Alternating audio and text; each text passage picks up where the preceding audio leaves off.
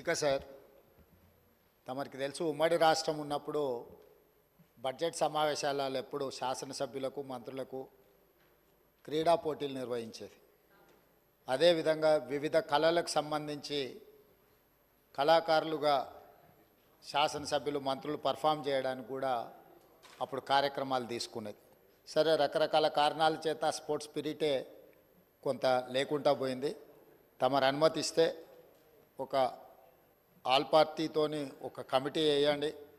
రాబోయే శాసనసభ సమావేశాలప్పుడైనా భవిష్యత్తులో ఖచ్చితంగా శాసనసభ్యుల మధ్యలో కూడా క్రీడల పోటీలు, అదేవిధంగా కళాకారుల యొక్క నైపుణ్యాన్ని కూడా ప్రదర్శించడం ద్వారా ఒక రోల్ మోడల్గా మనం ఉండొచ్చు.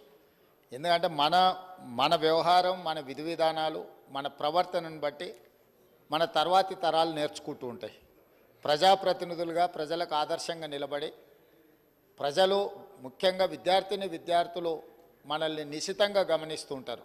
కాబట్టి తమరు అన్ని పార్టీల నుంచి ఒక కమిటీని కాన్స్టిట్యూట్ చేసి వాళ్ళ సలహాలు సూచనలు తీసుకొని రాబోయే శాసనసభ సమావేశాల నుంచి ప్రతి సంవత్సరం ఒకసారి, పర్టికులర్గా బడ్జెట్ సెషన్స్లో కొంత సమయం ఉంటుంది కాబట్టి శాసనసభ్యుల మధ్యలో కూడా తమరు క్రీడల పోటీలను నిర్వహించడానికి ఆదేశాలు ఇస్తే బాగుంటుంది. ఒకసారి తమరు కూడా అది పరిగణలోకి తీసుకోవాల్సిందిగా నేను కోరుతున్నా అధ్యక్ష.